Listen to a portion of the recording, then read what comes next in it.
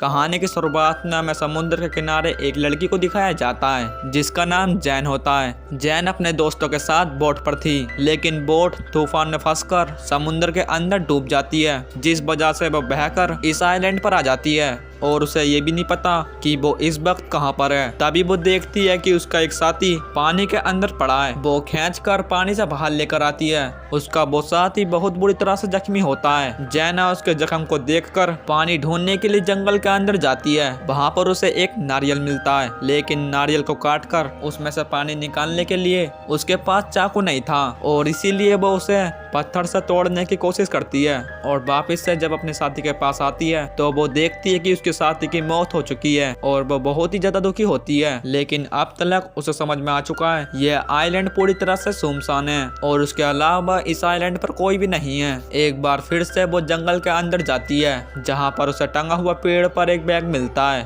वो जोर जोर से आवाज लगाती है। फिर उसे समझ में आ जाता है कि यहाँ पर कोई भी नहीं है और यहाँ पर बैग के अलावा और कुछ सामान होता है, जिसमें उसे एक मेडिसिन भी मिलती है। और जब उसका अंदर वो डेट देखती है तो ये साल 1994 की होती है और वो समझ जाती है कि आज से कई साल पहले यहाँ पर कोई न कोई आया होगा जो शायद यहाँ से कभी भी वापस न गया हो। अब वो जंगल के अंदर और चीजें भी ढूंढने लगती है। वहाँ पर उसे एक गिरा हुआ पेड़ दिखाई देता है जो कि काफी ज्यादा मजबूत होता है, जो कि कई साल पहले यहाँ पर गिरा होगा और वो अंदर से खोखला होता है। अब रात हो जाती है और जैन पत्तों के नीचे पूरी रात गुजारती है। अगली सुबह वो देखती है कि आइलैंड पर 3 डेड बॉडी पड़ी हैं और इसके बाद वो अपने साथी को वहां पर दफना देती है। और उसे समुद्र के किनारे उसे कुछ मछलियां भी दिखाई देती हैं और मछली की बॉडी पर पंजों के निशान होते हैं, जिस पर वो ध्यान नहीं देती। और उसे बहुत ज्यादा भूख लगी थी और इसीलिए वो उन मछलियों को पकड़ कर खा लेती है। जैन को पूरा यकीन होता है कि उसे यहाँ पर कोई ढूंढने के लिए जरूर आएगा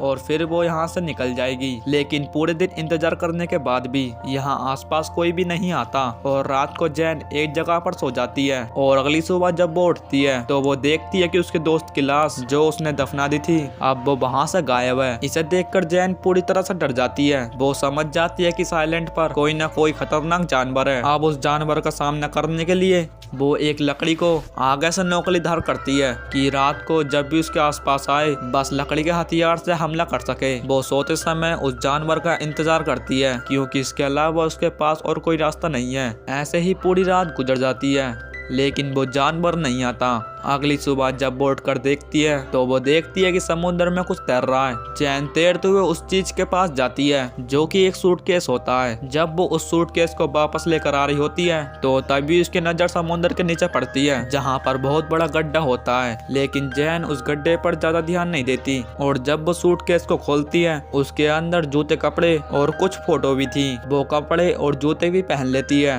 रात होने पर वो आग जलाकर बैठ जाती है, लेकिन उसके दिल में अभी भी डर है कहीं वो जानवर उसके ऊपर हमला ना कर दे। तभी उसे हेलीकॉप्टर की आवाज आती है और वो भागकर बाहर जाती है और वो बाहर जाकर फ्लेयर गन चला देती है। फ्लेयर गन की रोशनी में उसे बहुत बड़ा साया दिखाई देता है और वो समझ जाती है कि ये वही जानवर है जो कि उसके साथी की बॉडी को निकाल कर ले गया होगा और अब वो उसे भी मार देगा। और वो भागकर जंगल के अंदर चली जाती है और एक जगह चुपचाप बैठ जाती है। वो मॉन्स्टर उसके आसपास कई बार गुजरता है, लेकिन वो पूरी तरह से चुप होती है और इसीलिए वो मॉन्स्टर उसे नहीं देख पाता और पानी में वापस चला जाता है। जैन को समझ में आ जाता है कि मॉन्स्टर आइलैंड पर नहीं बल्कि पानी के अंदर रहता है। जैन डिसाइड करती है आज किसी भी कीमत पर वो इस आइलैंड से निकल जाएगी, लेकिन रात होने तक वो यहाँ पर रुकी तो वो मॉन्स्टर दोबारा आएगा और इस बार वो उसे खत्म कर देगा। सूटकेस के अंदर लाइट जैकेट को रखती है, पानी के अंदर जाने लगती है ताकि सूटकेस फ्लोट हो जाए, जिसके सहारे वो यहाँ से निकल जाए। और जब वो पानी के अंदर जाती है तो सूटकेस खुल जाता है, जिस वजह से वो तैर नहीं पाती। जैन को वापस आइलैंड पर आना पड़ता है। रात होने से पहले वो उसी खोखले पेड़ में चली जाती है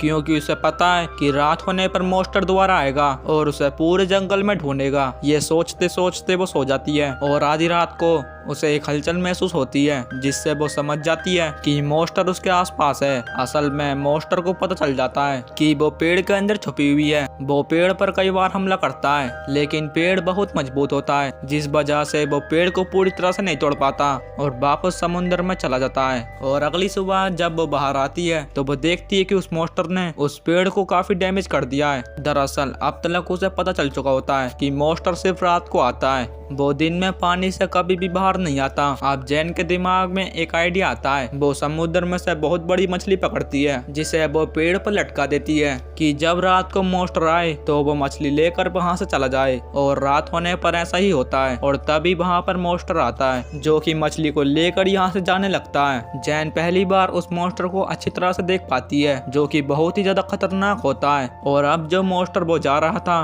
तो तभी हेलीकॉप्टर की आवाज आती है, पर जैन चाहते हुए भी नहीं निकल सकती क्योंकि वो बाहर आई तो मॉन्स्टर उसे मार देगा और इस तरह से उसे छुपके रहना पड़ता है। अगली सुबह वो समुद्र के किनारे आती है और तभी समुद्र में एक राफ्ट दिखाई देती है। ये देखकर वह बहुत खुश होती है। दरअसल उसके अंदर उसका बॉयफ्रेंड और उसकी एक फ्रेंड होती है जो कि उसी के साथ उसके बोट पर थी और ये दोनों भी उसी बोट पर थे जो समुद्र में डूब गई थी। और ये दोनों पिछले 7-8 दिन से इसी राफ्ट पर फंसे हुए हैं। वो जैन को देखकर किनारे पर आ जाते हैं। जैन अपने बॉयफ्रेंड से मिलकर काफी खुश होती है। अपने बॉयफ्रेंड और अपने फ्रेंड के लिए मछली पकाती है। जैन इन दोनों को सब कुछ बताती है कि यह आइलैंड कितना खतरनाक है, कैसे हर रात को समुद्र के अंदर से एक मॉन्स्टर बाहर आता है और जो भी चीज उसे जिंदा दिखाई देती है वो उसे खींच कर समुद्र के अंदर ले जाता है। उसका बॉयफ्रेंड और फ्रेंड उस पर यकीन नहीं करते। जैन इनसे कहती है कि हमारा एक साथी पहले ही मारा जा चुका है और हमें रात होने से पहले समुद्र में जाना होगा। अगर हम समुद्र में नहीं गए तो मॉन्स्टर आकर सबको मार देगा। और तभी उसकी फ्रेंड कहती है कि हम पिछले 8 दिनों से पानी में फंसे हुए हैं और दोबारा से मैं समुद्र के अंदर नहीं जाना चाहती। जैन अपने बॉयफ्रेंड से कहती है लेकिन वो भी उसकी बात नहीं मानता। लेकिन जैन ने सोच लिया होता है कि जब भी उसे मौका मिलेगा वो उनकी राफ्ट लेकर यहाँ से निकल जाएगी। और एक बार उसे मौका मिल भी जाता है और वो उनकी राफ्ट में बैठ भी जाती है। लेकिन उसका बॉयफ्रेंड और उसका फ्रेंड उसे देख लेते हैं। तब तक दोनों के दोनों उसे पकड़ लेते हैं। इससे पहले कि वो वहां से निकल पाती जैन पूरी तरह से बेकाबू होती है और इसीलिए उसकी फ्रेंड उस पर हमला कर देती है जिससे वो बेहोश हो जाती है। और जब उसे होश आता है तो वो देखती है कि उसके हाथ पैर बंधे हुए हैं। वो कहती है कि मेरे हाथ पैर खोल दो। तो वो कहती है कि वो मॉन्स्टर कभी भी वक्त यहाँ पर आ सकता है। और उसका बॉयफ्रेंड कहता है कि मैंने पूरे जंगल को देखा है, यहाँ पर किसी भी मॉन्स्टर का निशान नहीं है और ना ही तो यहाँ पर कोई मॉन्स्टर और ना ही तो यहाँ पर कोई जानवर है। जैन कहती है कि वो मॉन्स्टर जंगल में से नहीं बल्कि पानी के अंदर से आता है। जैन की बातों से परेशान होकर उसकी दोस्त समुद्र के किनारे चली जाती है और जैन का बॉयफ्रेंड उसके पास ही होता है और वो कहता है कि तुमने हमें धोखा दिया है। और तभी उसे अपने फ्रेंड की चीखने की आवाज सुनाई देती है। वो जलती हुई लकड़ी को लेकर समुद्र के किनारे जाता है। वहाँ पर उसके सामने एक मॉन्स्टर होता है और वो मॉन्स्टर उसे उठाकर कहीं दूर फेंक देता है।